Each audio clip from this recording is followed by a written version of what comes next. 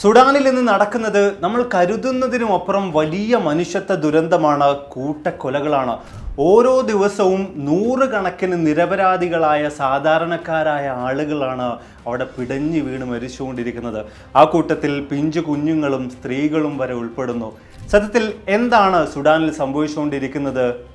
ഉക്രൈനിലെയും ഗാസയിലെയും ഒക്കെ വിഷയത്തിൽ വലിയ തോതിൽ തന്നെ വാദോരാതെ സംസാരിച്ച് ഇടപെട്ടുകൊണ്ടിരിക്കുന്ന വിദേശ രാജ്യങ്ങളൊന്നും തന്നെ എന്തുകൊണ്ട് ഈ വിഷയത്തിൽ ഇടപെടുന്നില്ല? എന്തുകൊണ്ട് ഒരു ഇൻ്റർനാഷണൽ അറ്റൻഷൻ സുഡാനിൽ നടക്കുന്ന വിഷയങ്ങളിലേക്കൊന്നും തന്നെ ലഭിക്കുന്നില്ല? വിശദമായ രീതിയിൽ തന്നെ നമുക്ക് പരിശോധിക്കാം. Welcome back to a forward. Aflu here.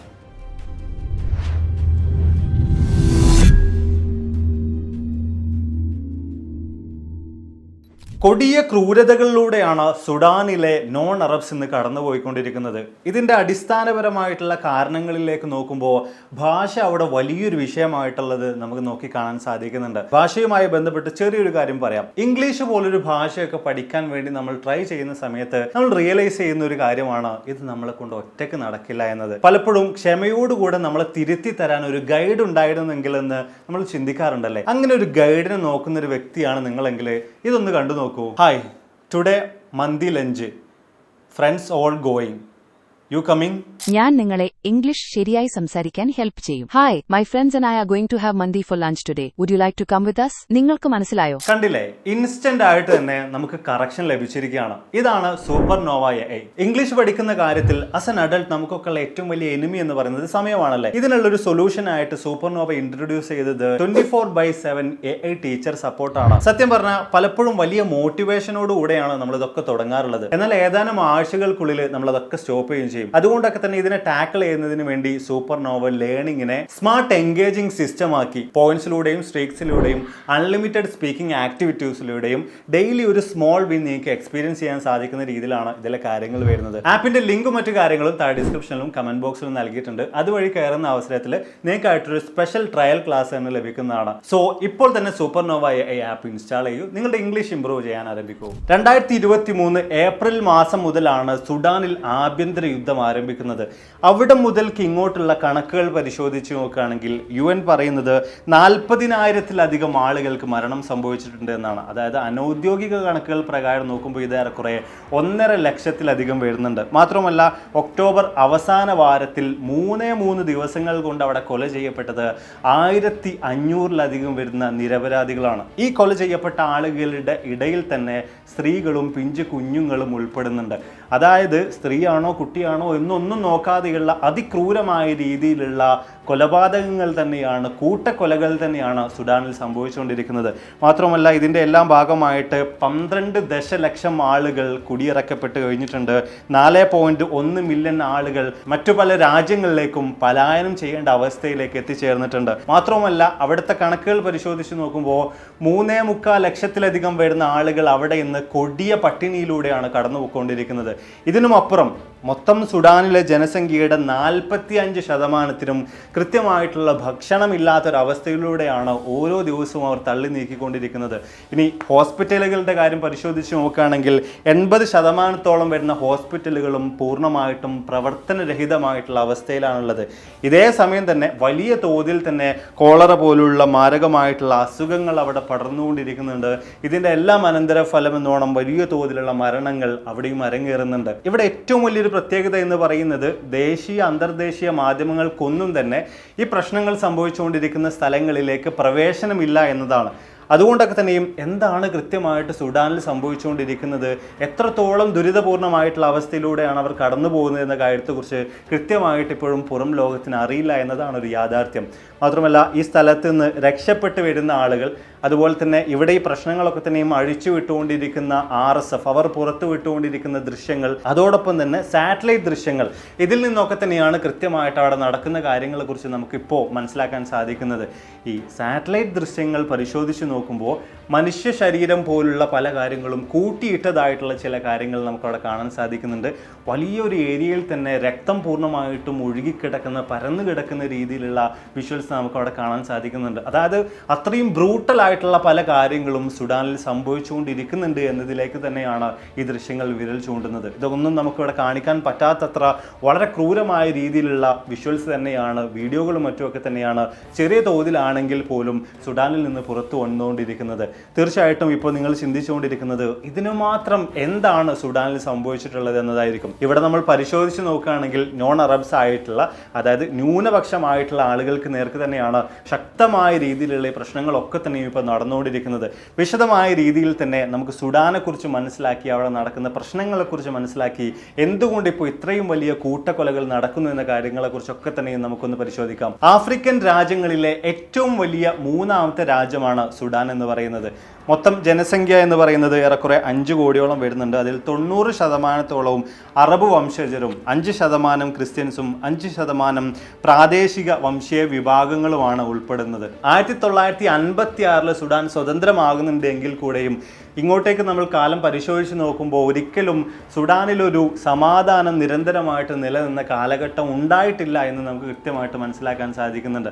ഇതിൻ്റെ ഒക്കെ തന്നെയും അടിസ്ഥാന കാരണം കിടക്കുന്നത് ഭൂമിക്ക് മുകളിലല്ല, സുഡാൻ്റെ ഉപരിതലത്തിന് മുകളിലല്ല, മറിച്ച് ഉപരിതലത്തിന് താഴെയാണ്. അതായത് സുഡാൻ്റെ റിസോഴ്സ് തന്നെയാണ് പലപ്പോഴും ഇത്തരത്തിലുള്ള എല്ലാ പ്രശ്നങ്ങളിലേക്കും സുഡാനെ കൊണ്ടെത്തിച്ചിട്ടുള്ളത്. നിലവിലെ പ്രശ്നങ്ങളുടെ കാരണവും സുഡാനിൻ്റെ റിസോഴ്സ് തന്നെയാണ്. സുഡാൻ്റെ മണ്ണിനടിയിൽ കിടക്കുന്ന ഗോൾഡും വ്യത്യസ്ത തരത്തിലുള്ള ധാതു ലവണങ്ങളും തന്നെയാണ്. ഇത്തരത്തിലുള്ള ഈ റിസോഴ്സിന് വേണ്ടി മറ്റ് രാജ്യങ്ങൾ കൂടെ ഇതിലേക്ക് കടന്നു വരുമ്പോൾ സ്ഥിതിഗതികൾ കൂടുതൽ രൂക്ഷമാകുന്നുണ്ട്. തീർച്ചയായിട്ടും സുഡാനുമായി ബന്ധപ്പെട്ട് ഇപ്പോൾ നടക്കുന്ന വംശഹത്യ അല്ലെങ്കിൽ കൂട്ടക്കൊലകളുമായി ബന്ധപ്പെട്ടൊക്കെ UAE പേര് ഉയർന്നു വരുന്നത് നിങ്ങൾ ശ്രദ്ധിച്ചു കാണും. വിശദമായിട്ട് അതിലേക്കൊക്കെ തന്നെ നമുക്ക് വരാം. നിലവിൽ സംഭവിച്ചുകൊണ്ടിരിക്കുന്ന കാര്യങ്ങളുടെ ഒക്കെ ഒന്ന് പുറകോട്ട് നമ്മൾ പോവുകയാണെങ്കിൽ, കുറച്ചു കാലം പുറകോട്ട് നമ്മൾ പോവുകയാണെങ്കിൽ 1989 ഒരു സൈനിക അട്ടിമറിയിലൂടെ ഒമർ അൽ ബഷീർ എന്ന് പറയുന്ന വ്യക്തി അധികാരത്തിലേറുന്നുണ്ട്. അദ്ദേഹം പിന്നീട് ഒരു ഏകാധിപത്യ ഭരണം അടുത്ത 30 വർഷക്കാലത്തേക്ക് കാഴ്ചവെക്കുകയും ചെയ്തിട്ടുണ്ടായിരുന്നു. അദ്ദേഹത്തിൻ്റെ ഈ ഒരു ഭരണകാലഘട്ടത്തിൽ തന്നെ നോൺ അറബ്സ് ആയിട്ടുള്ള ആളുകൾ വ്യത്യസ്ത രീതിയിലുള്ള വിവേചനങ്ങൾ തങ്ങൾ നേരിടുന്നുണ്ട് എന്ന് പറഞ്ഞുകൊണ്ട് വലിയ പ്രക്ഷോഭങ്ങളുമായിട്ട് രംഗത്തേക്ക് വന്നിട്ടുണ്ടായിരുന്നു. എന്നാൽ ഇതേ സമയത്ത് ഇതിനെ അടിച്ചമർത്താൻ വേണ്ടിയിട്ട് ഒമർ അൽ ബഷീർ ഉപയോഗിച്ചിട്ടുണ്ടായിരുന്നത് സൈന്യത്തെയല്ല, മറിച്ച് ചില ഗോത്രങ്ങളെയായിരുന്നു. ഈ ഗോത്രങ്ങൾക്ക്, ഈ അറബ് ഗോത്രങ്ങൾക്ക് അവരുടെ ഉള്ളിലുണ്ടായിരുന്ന വംശീയപരമായിട്ടുള്ള മറ്റുള്ള ആളുകളോടുള്ള പ്രതിഷേധങ്ങളെ, വെറുപ്പുകളെ, വിവേചനങ്ങളെയൊക്കെ കൃത്യമായിട്ട് അവിടെ ഒമർ അൽ ബഷീർ മുതലെടുക്കുകയും ഈ അറബ് വംശജരായിട്ടുള്ള, ഈ ഗോത്രക്കാരായിട്ടുള്ള, പോരാളികളായിട്ടുള്ള ഈ ആളുകളെ നേരെ നോൺ അറബ്സിന് നേർക്ക് തിരിച്ചുവിടുകയും ചെയ്യുന്നുണ്ട്. ഈ കൂട്ടരെ വിളിക്കുന്നത് ജൻവീദ് മിലീഷ്യകൾ എന്നാണ്. ഇവരാണ് ഇത്തരത്തിൽ വലിയ പ്രക്ഷോഭങ്ങളൊക്കെ തന്നെ അടിച്ചമർത്താൻ വേണ്ടിയിട്ട് അന്ന് മുന്നിട്ടിറങ്ങിയിട്ടുണ്ടായിരുന്നത്. പക്ഷേ അതിക്രൂരമായ രീതിയിലുള്ള പല നടപടികൾ തന്നെയാണ് ഈ ജൻവീദ് മിലീഷ്യകൾ അവിടെ ചെയ്തു കൂട്ടിയിട്ടുണ്ടായിരുന്നത്. അതായത് സുഡാന്റെ പടിഞ്ഞാറ് ഭാഗമായിട്ടുള്ള ദാഫൂർ മേഖലയിൽ 2003 2 ലക്ഷത്തോളം വരുന്ന ആളുകളെ ഈ ജൻവീദ് മിലീഷ്യകൾ അതിക്രൂരമായ രീതിയിൽ തന്നെ കൊന്നൊടുക്കിയിട്ടുണ്ടായിരുന്നു. വലിയൊരു കൂട്ടക്കൊല തന്നെ അവിടെ അരങ്ങേറിയിട്ടുണ്ടായിരുന്നു. ഈ കാലങ്ങളിലൊന്നും തന്നെ ഈ ജൻവീദ് മിലീഷ്യകളെ ഒഫീഷ്യലായിട്ട് അംഗീകരിച്ചിട്ടുണ്ടായിരുന്നില്ല. ഇത്തരത്തിലുള്ളൊരു വിഭാഗം അവിടെ ഉണ്ട്, വ്യത്യസ്ത രീതിയിലുള്ള കാര്യങ്ങളൊക്കെ ചെയ്യുന്നുണ്ട്. ഗവൺമെന്റിന് വേണ്ടിയിട്ട് അല്ലെങ്കിൽ അന്നത്തെ സ്വേച്ഛാധിപതി ആയിട്ടുള്ള ഒമർ അൽ ബഷീറിന് വേണ്ടിയിട്ട് പലതരത്തിലുള്ള കാര്യങ്ങൾ ചെയ്തു പോകുന്നുണ്ട്. അങ്ങനെ ഇരിക്കെ 2013 ഈ ജൻവീദ് മിലീഷ്യകളെ ഒഫീഷ്യലി അംഗീകരിക്കുന്നത്. അവർക്ക് റാപ്പിഡ് സപ്പോർട്ട് ഫോഴ്സ്, അതായത് RSF എന്നൊരു പേര് കൂടെ നൽകപ്പെടുന്നുണ്ട്. ഒരു ഒഫീഷ്യൽ പാരാമിലിറ്ററി ഫോഴ്സ് ആയിട്ട് അങ്ങനെ RSF മാറി വരുന്നുണ്ട്. കാലം മുന്നോട്ടേക്ക് പോകുമ്പോൾ 2019 എത്തുമ്പോൾ ഒമർ അൽ ബഷീറിന്റെ ഭരണത്തിനെതിരെ ജനങ്ങളുടെ ഇടയിൽ നിന്ന് ശക്തമായ രീതിയിലുള്ള പ്രക്ഷോഭങ്ങൾ പൊട്ടിപ്പുറപ്പെടുന്നുണ്ട്. ഈ അവസരത്തെ കൃത്യമായിട്ട് മുതലെടുത്തുകൊണ്ട് സുഡാനീസ് സൈന്യം, സുഡാനീസ് ആംഡ് ഫോഴ്സ് RSFനോട് ചേർന്നുകൊണ്ട് ഭരണം പിടിച്ചെടുക്കുകയാണ്. ഒമർ അൽ ബഷീറിനെ പുറത്താക്കുകയാണ്. ഈ സുഡാൻ എന്ന് പറയുന്ന രാജ്യത്തിന്റെ പൂർണ്ണമായിട്ടുള്ള അധികാരം ഈ 2 സൈനിക നേതാക്കളുടെ കയ്യിലേക്ക് വരികയാണ്. അതായത് SAFന്റെ സുഡാനീസ് ആംഡ് ഫോഴ്സിന്റെ നേതാവായിട്ടുള്ള അബ്ദുൽ ഫത്താഹ് അൽ ഫുർഹാനും അതേപോലെ തന്നെ RSFന്റെ, അതായത് റാപ്പിഡ് സപ്പോർട്ട് ഫോഴ്സിന്റെ നേതാവായിട്ടുള്ള ഹമേത്തി എന്നറിയപ്പെടുന്ന ഹംദാൻ ഡഗലോ, ഇവരുടെ 2 പേരുടെയും കൈകളിലേക്ക് രാജ്യത്തിന്റെ പൂർണ്ണമായിട്ടുള്ള അധികാരം വന്നു ചേരുകയാണ്. ഈ 2 ഗ്രൂപ്പിന്റെയും ഇടയിൽ കൃത്യമായിട്ടുള്ള കരാറുകളും എഗ്രിമെന്റുകളൊക്കെ ഉണ്ടായിരുന്നു. അത് വെച്ചിട്ടാണ് അവർ മുന്നോട്ടേക്ക് പോയിട്ടുണ്ടായിരുന്നത്. പക്ഷെ കാലം മുന്നോട്ടേക്ക് പോകുമ്പോൾ ഇവർക്കിടയിൽ തന്നെ വലിയ തോതിലുള്ള ഭിന്നതകൾ രൂക്ഷമാവുകയാണ്. വ്യത്യസ്ത പ്രശ്നങ്ങളൊക്കെ തന്നെയും അവിടെ ഉടലെടുക്കുകയാണ്. ഈ പ്രശ്നങ്ങളുടെ എല്ലാം തന്നെ മൂല കാരണമായിട്ടുണ്ടായിരുന്നത് മണ്ണിനടിയിലുണ്ടായിരുന്ന സാധനങ്ങൾ തന്നെയായിരുന്നു, വ്യത്യസ്ത റിസോഴ്സുകൾ തന്നെയായിരുന്നു, ഗോൾഡ് തന്നെയായിരുന്നു. ഏറ്റവും കൂടുതൽ സ്ഥലം ആരുടെ അണ്ടറിലാണോ വരുന്നത്, ഏത് സൈന്യത്തിൻ്റെ ഭാഗത്താണോ ഉള്ളത്, അവർക്ക് അവിടെ ഒന്നും കൂടുതലായിട്ട് തന്നെ ധാതു ലവണങ്ങൾ പുറത്തെടുക്കാനും അത് വലിയ തോതിൽ വിറ്റഴിച്ചുകൊണ്ട്, പ്രത്യേകിച്ച് UAE പോലുള്ള രാജ്യങ്ങളിലേക്ക് സ്വർണ്ണമൊക്കെ വിറ്റഴിച്ചുകൊണ്ട് വലിയ നേട്ടം കൊയ്യാനും ഒക്കെ അവിടെ സാധിച്ചിട്ടുണ്ടായിരുന്നു. മാത്രമല്ല ഈ രണ്ട് നേതാക്കളും പരസ്പരം വലിയ സ്വാർത്ഥതയോടുകൂടെ വ്യത്യസ്ത കാര്യങ്ങൾ ചെയ്യുന്നതൊക്കെ ഈ കാലഘട്ടങ്ങളിൽ നമുക്കവിടെ കാണാൻ സാധിക്കുന്നുണ്ട്. അതായത് പതിയെ പതിയെ അധികാരത്തിന് വേണ്ടിയുള്ള ഒരു വടംവലി രണ്ട് നേതാക്കളും രണ്ട് സൈന്യങ്ങളും വ്യത്യസ്ത കാര്യങ്ങൾ അവിടെ ചെയ്തുകൊണ്ടിരിക്കുന്നത് നമുക്കവിടെ നോക്കിക്കാണാൻ സാധിക്കുന്നുണ്ട്. ഈ രണ്ട് സൈനിക വിഭാഗങ്ങളുടെയും ഇടയിലുണ്ടായിരുന്ന സുപ്രധാനമായിട്ടുള്ള ധാരണ രണ്ടും കൂടെ ഒരുമിച്ച് ചേരുക, ഒറ്റ സൈന്യമായിട്ട് മാറുക എന്നതായിരുന്നു. അതിനു വേണ്ടിയിട്ട് 10 വർഷം സമയം RSF ആവശ്യപ്പെട്ടിട്ടുണ്ടായിരുന്നു. എന്നാൽ രാജ്യത്തിൻ്റെ സൈന്യമായിട്ടുള്ള SAF ആകെ കൂടെ 2 വർഷം മാത്രമേ ഇവർക്ക് സമയം അനുവദിച്ചുള്ളൂ. ഇതിനെ ചൊല്ലിയിട്ട് പിന്നീട് അങ്ങോട്ട് വ്യത്യസ്ത പ്രശ്നങ്ങൾ രണ്ട് സൈന്യങ്ങളും തമ്മിൽ ഉടലെടുക്കുകയാണ്. അത് പിന്നീട് 2023 ഏപ്രിൽ 15-ാം തീയതിയോട് കൂടിയിട്ട് ഒരു ആഭ്യന്തര പ്രക്ഷോഭമായിട്ട് രണ്ട് സൈന്യങ്ങളും പരസ്പരം ഏറ്റുമുട്ടുന്ന ഒരു കാര്യമായിട്ട് മാറി വരികയാണ്. ഇതോട് കൂടിയിട്ടാണ് നമ്മൾ ഇന്ന് കണ്ടുകൊണ്ടിരിക്കുന്ന വ്യത്യസ്ത രീതിയിലുള്ള പ്രശ്നങ്ങളിലേക്കെല്ലാം തന്നെ കാര്യങ്ങൾ ചെന്നെത്തിയിട്ടുള്ളത്. മുമ്പേ നമ്മൾ പറഞ്ഞതുപോലെ തന്നെ ഏത് സൈന്യത്തിന്റെ കയ്യിലാണോ കൂടുതൽ ഭൂമിയുള്ളത് അവർക്ക് അവിടെ നിന്നും ധാരാളം ധാതു ലവണങ്ങൾ പുറത്തെടുക്കാനുള്ള അവസരമുണ്ട് എന്നതുകൊണ്ട് തന്നെ പരസ്പരം വെട്ടിപ്പിടിക്കാൻ വേണ്ടിയുള്ള ശ്രമങ്ങളിലേക്ക് ഇരുവരും ഇറങ്ങിത്തിരിക്കുകയാണ്. ഇതിന്റെ ഭാഗമായിട്ട് ശക്തമായ രീതിയിലുള്ള സായുധ സംഘർഷങ്ങൾ തന്നെ അവിടെ ഉടലെടുക്കുകയാണ്. ഇരു സൈന്യങ്ങളും പരസ്പരം ആയുധമേന്തി ഏറ്റുമുട്ടാൻ ആരംഭിക്കുകയാണ്. ഈ RSFന്റെ നമ്മൾ മുമ്പേ പറഞ്ഞ ഗോത്രത്തിലുണ്ടായിരുന്ന ആളുകളുടെ ആ സൈന്യത്തിന്റെ പ്രധാനമായിട്ടുണ്ടായിരുന്ന കേന്ദ്രം എന്ന് പറയുന്നത് ഈ സുഡാന്റെ പടിഞ്ഞാറ് മേഖലയായിട്ടുള്ള ദാഫൂർ മേഖലയാണ്. ഇവിടെ ഓൾറെഡി അവർക്ക് വലിയ സ്വാധീനം ഉണ്ടായിരുന്നു. അതുപോലെ തന്നെ അവിടെയുള്ള പല സ്ഥലങ്ങളും ഇവരുടെ അണ്ടറിലായിരുന്നു. അതിനെ പൂർണ്ണമായിട്ടും കൃത്യമായ രീതിയിലേക്ക് എല്ലാ മേഖലകളെയും ഒരുമിച്ച് കൂട്ടാനുള്ള ശ്രമങ്ങൾ അവർ ആരംഭിക്കുന്നുണ്ട്. അതിനെ തടയാൻ വേണ്ടിയുള്ള ശ്രമങ്ങൾ SAFന്റെ ഭാഗത്ത് നിന്ന് ഉടലെടുക്കുന്നുണ്ട്. ഇതെല്ലാം തന്നെ ശക്തമായ രീതിയിലുള്ള ഏറ്റുമുട്ടലുകളിലേക്ക് നയിക്കുന്നുണ്ട്. സുഡാനെ സംബന്ധിച്ചിടത്തോളം ഏറ്റവും കൂടുതൽ സ്വർണ്ണ നിക്ഷേപമുള്ളത് പടിഞ്ഞാറ് മേഖലയായിട്ടുള്ള SAFന്റെ അധീനതയിൽ ഉണ്ടായിരുന്ന ഈ ദാഫൂർ മേഖലയിലാണ്. അതുകൊണ്ടൊക്കെ തന്നെയാണ് ഈ ഏറ്റുമുട്ടലുകൾ ശക്തമാകുന്നത്. എങ്കിൽ കൂടെയും ഈ 2025 ഒക്ടോബർ 26 ദാഫൂറിന്റെ തലസ്ഥാന നഗരമായിട്ടുള്ള അൽഹാഷിർ എന്ന് പറയുന്ന സ്ഥലമൊക്കെ തന്നെയും RSF തിരിച്ചു പിടിക്കുന്നുണ്ട്. ഈ സ്ഥലമൊക്കെ തങ്ങളുടെ അധീനതയിലേക്ക് കൊണ്ടുവരുന്നുണ്ട്. മാത്രമല്ല ഒരു സ്വതന്ത്ര ഭരണകൂടത്തെ തന്നെ അവർ അവിടെ സ്ഥാപിക്കുന്നുണ്ട്. പക്ഷേ ഇവിടെ നമ്മൾ പരിശോധിച്ച് നോക്കുകയാണെങ്കിൽ അന്താരാഷ്ട്ര തലത്തിലൊക്കെ തന്നെയും ഈ SAFന്റെ കീഴിലുള്ള ഭരണകൂടത്തെയാണ് അംഗീകരിക്കപ്പെട്ടിട്ടുള്ളത്. അതായത് സുഡാൻ എന്ന് പറയുന്ന രാജ്യത്തിനകത്ത് 2 ഭരണകൂടങ്ങൾ നിലവിൽ വന്നു എന്ന് ചുരുക്കം. മാത്രവുമല്ല ഈ RSFന്, അതായത് നമ്മൾ മുമ്പേ പറഞ്ഞിട്ടുണ്ടായിരുന്ന അറബ് ഗോത്രത്തിൽ നിന്ന് വന്നിട്ടുള്ള സൈനികരുടെ ആ ഒരു ഗ്രൂപ്പ് RSFന് പിടിച്ചെടുക്കാൻ കഴിഞ്ഞിട്ടുള്ള സ്ഥലങ്ങളിലൊക്കെ തന്നെയും ഒരു ശക്തമായ രീതിയിലുള്ള വ്യത്യസ്ത രീതിയിലുള്ള പ്രശ്നങ്ങളെല്ലാം തന്നെ അഴിച്ചുവിടാൻ ആരംഭിക്കുകയാണ്. നോൺ അറബ്സ് ആയിട്ടുള്ള ആളുകളെ തിരഞ്ഞു പിടിച്ച് കൊല്ലുകയും അവരുടെ ഒക്കെ തന്നെ മുതലുകളെല്ലാം തന്നെ ശേഖരിക്കാൻ ആരംഭിക്കുകയും അതൊക്കെ കവർന്നെടുക്കാൻ ആരംഭിക്കുകയും ചെയ്യുകയാണ്. സ്ത്രീകൾക്കെതിരെയും കുട്ടികൾക്ക് നേർക്കും ശക്തമായ പ്രശ്നങ്ങൾ, അതിക്രമങ്ങൾ, കൊലപാതകങ്ങൾ അഴിച്ചുവിടുകയാണ്. ഒരുപാടധികം സ്ത്രീകൾ വലിയ പീഡനങ്ങൾക്ക് ഇരയാക്കപ്പെടുകയാണ്.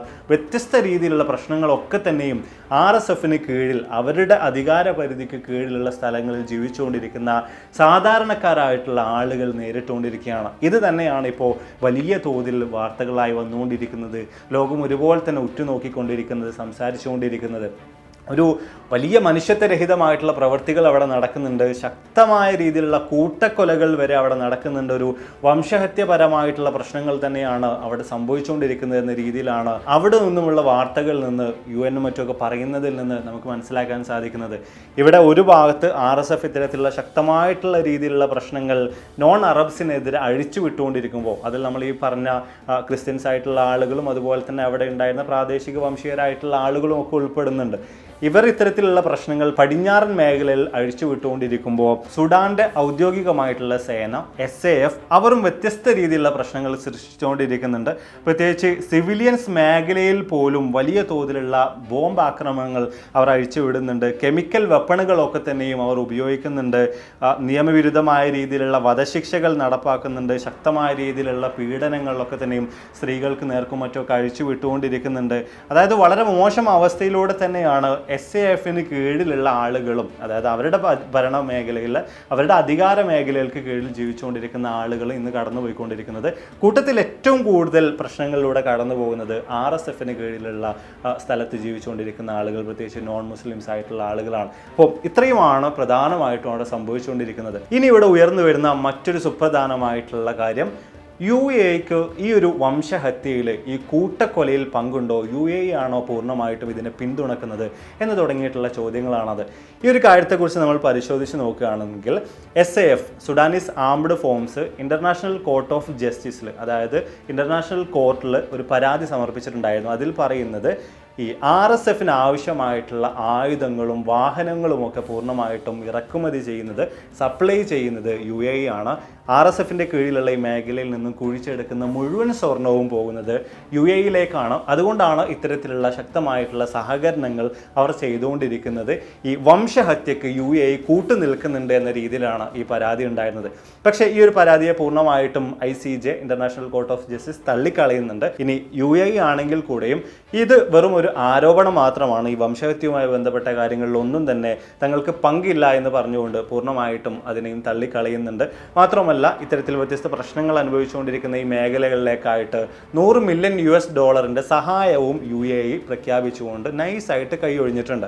പക്ഷേ ഇതിൻ്റെ യാഥാർത്ഥ്യം എന്താണ്? ശരിക്കും ഈ വംശഹത്യയുമായി ബന്ധപ്പെട്ട കാര്യങ്ങളിലൊക്കെ തന്നെയും UAEക്ക് പങ്കുണ്ടോ എന്ന കാര്യത്തിലേക്ക് നമുക്ക് ഏതായാലും വരാം. അതിനു മുമ്പ് നമ്മൾ എപ്പോഴും നോക്കുകയാണെന്നുണ്ടെങ്കിൽ ഗാസയുമായി ബന്ധപ്പെട്ട പ്രശ്നങ്ങൾ, പലസ്തീനുമായി ബന്ധപ്പെട്ട പ്രശ്നങ്ങൾ, അതുപോലെ തന്നെ ഉക്രൈനിൽ നടക്കുന്ന യുദ്ധവുമായി ബന്ധപ്പെട്ടൊക്കെ വലിയ തോതിൽ ഇൻ്റർനാഷണൽ ശ്രദ്ധ അങ്ങോട്ടേക്ക് തിരിയാറുണ്ട്.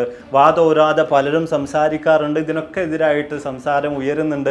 വലിയ രീതിയിലുള്ള പ്രതിഷേധ പ്രക്ഷേപങ്ങളൊക്കെ ഈ പ്രവർത്തികൾക്കെതിരെ ഉയർന്നു വരാറുണ്ട്. വ്യത്യസ്ത രാജ്യങ്ങളൊക്കെ തന്നെയും ഇതിലേക്ക് ഇൻവോൾവ് ആകാറുണ്ട്.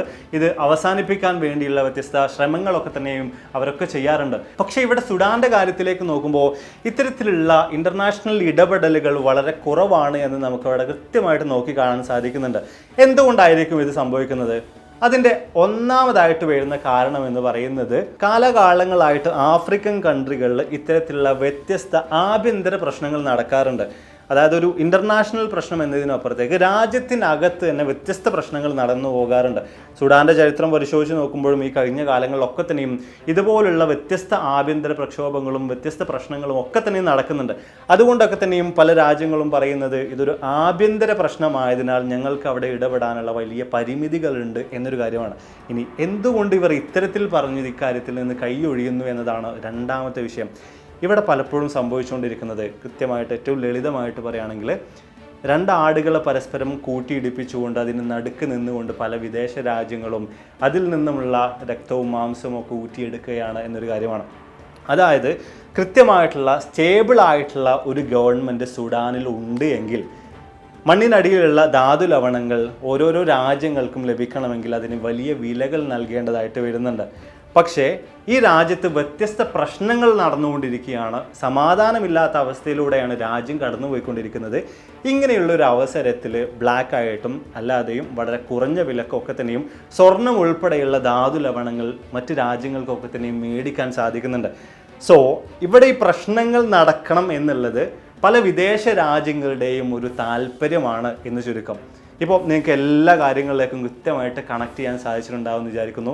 എന്തുകൊണ്ടാണ് മണ്ണിലടിയിലുള്ള ധാതു ലവണങ്ങളാണ്, റിസോഴ്സാണോ ഈ പ്രശ്നങ്ങളിലേക്കൊക്കെ തന്നെയും നിരപരാധികളായിട്ടുള്ള ആളുകളുടെ മരണത്തിലേക്കൊക്കെ തന്നെയും കാരണമായിട്ടുള്ളത് എന്ന് തുടക്കത്തിൽ നമ്മൾ പറഞ്ഞു വെച്ചെന്ന കാര്യത്തെക്കുറിച്ച് കൃത്യമായിട്ട് നിങ്ങൾക്ക് ഇപ്പോൾ മനസ്സിലായിട്ടുണ്ടാകുമെന്ന് വിചാരിക്കുന്നു. ഇനിയിപ്പോൾ ഞാൻ പല വിദേശ രാജ്യങ്ങളുടെയും സഹായം കിട്ടുന്നുണ്ടോ, ഈ ഇരു സൈന്യത്തിനും കിട്ടുന്നുണ്ടോ, അതിൻ്റെ ഭാഗമായിട്ട് വ്യത്യസ്ത കാര്യങ്ങൾ നടക്കുന്നുണ്ടോ എന്ന കാര്യങ്ങളെക്കുറിച്ച് വിശദമായിട്ട് പറഞ്ഞു തരേണ്ട യാതൊരുവിധ ആവശ്യമില്ല.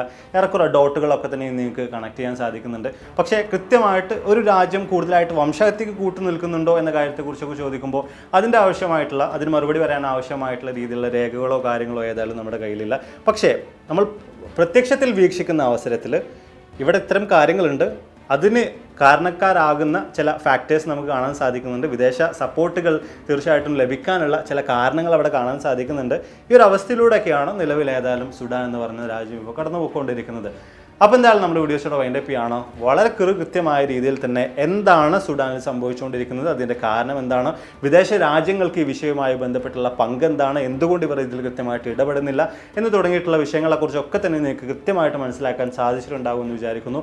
വീഡിയോയെക്കുറിച്ചുള്ള നിങ്ങളുടെ അഭിപ്രായങ്ങൾ തീർച്ചയായും താഴ്ന്ന് രേഖപ്പെടുത്താൻ മറക്കരുത്. ഇവിടെ എല്ലാ വീഡിയോകളും നമ്മൾ പറയുന്നത് പോലെ, പ്രത്യേകിച്ച് യുദ്ധവുമായി ബന്ധപ്പെട്ടുള്ള വീഡിയോകളിലൊക്കെ നമ്മൾ സംസാരിക്കുന്നത് പോലെ, മറ്റെല്ലാത്തിനും അപ്പുറത്തേക്ക് നമ്മളെപ്പോഴും പ്രാധാന്യം നൽകാറുള്ളത് മാനുഷിക പരിഗണനകൾക്ക് തന്നെയാണ്. നമ്മളെപ്പോഴും ഉള്ളത് ഈ ക്രൂരതകൾ ഏറ്റുവാങ്ങിക്കൊണ്ടിരിക്കുന്ന സാധാരണക്കാരായിട്ടുള്ള ആളുകളെയാണ്. അവിടെ പലരും അവരുടെ പല ഐഡിയോളജികളുമായി കണക്ട് ചെയ്യാൻ ശ്രമിക്കാറുണ്ട്, മതം നോക്കി പലപ്പോഴും സപ്പോർട്ട് ചെയ്യാറുണ്ട്. അതിനൊക്കെ അപ്പുറത്തേക്ക് എല്ലായ്പ്പോഴും പറയുന്നത് പോലെ മനുഷ്യത്വത്തിൻ്റെ കണ്ണിലൂടെ നോക്കി കാണാൻ സാധിച്ചു കഴിഞ്ഞാൽ എത്രത്തോളം മോശം അവസ്ഥയിലൂടെയാണ് അവർ ഇന്ന് കടന്നു പോയിക്കൊണ്ടിരിക്കുന്നത് എന്ന കാര്യത്തെക്കുറിച്ച് നമുക്ക് കൃത്യമായിട്ടുള്ളൊരു ബോധം ലഭിക്കുന്നതാണ്. സുഡാൻ്റെ കാര്യത്തിൽ അവിടെ മണ്ണിനടിയിലുള്ള ധാതുലവണങ്ങൾ വലിയൊരു പ്രശ്നമായിട്ട് മാറുന്നുണ്ട്. രണ്ട് സൈന്യത്തിൻ്റെയും പരസ്പരമുള്ള താല്പര്യങ്ങൾ, അധികാരമോഹം, അവരുടെ അത്യാർത്തി, ഇതെല്ലാം വലിയ വിഷയമായിട്ട് മാറുന്നുണ്ട്. അതോടൊപ്പം തന്നെ വംശീയപരമായിട്ടുള്ള വിദ്വേഷങ്ങൾ, പ്രത്യേകിച്ച് RSF ഗ്രൂപ്പിലുള്ള ആളുകളുടെ വംശീയ വെറി, ഇതൊക്കെ തന്നെയാണ് ഇത്തരം വലിയ പ്രശ്നങ്ങളിലേക്ക് അവരെ കൊണ്ട് എത്തിച്ചിട്ടുള്ളത്. എന്തൊക്കെ തന്നെയായാലും പാവപ്പെട്ട മനുഷ്യർ അവിടെ അതിക്രൂരമായ രീതിയിൽ വ്യത്യസ്ത പ്രശ്നങ്ങളിലൂടെ കടന്നുപോയിക്കൊണ്ടിരിക്കുകയാണ്. അവരൊക്കെ തന്നെയും ദാരുണമായ രീതിയിൽ കൊല ചെയ്യപ്പെട്ടുകൊണ്ടിരിക്കുകയാണ്. ഇതിനെല്ലാം തന്നെ ഒരു അന്ത്യം ഉണ്ടാകട്ടെ എന്നും സുഡാനിൽ സമാധാനം പുലരട്ടെ എന്നും എത്രയും പെട്ടെന്ന് തന്നെ ഈ സംഘർഷങ്ങളെല്ലാം തന്നെ, ആഭ്യന്തര സംഘർഷങ്ങളെല്ലാം തന്നെ അവസാനിക്കട്ടെ എന്നൊക്കെ ആത്മാർത്ഥമായിട്ട് നമുക്ക് ആഗ്രഹിക്കാം. അപ്പോൾ ഇതിൽ നല്ല ഒരുപാടധികം വീഡിയോസുകളുമായിട്ട് കണ്ടുമുട്ടാം എന്ന പ്രതീക്ഷയോടെ ബൈ.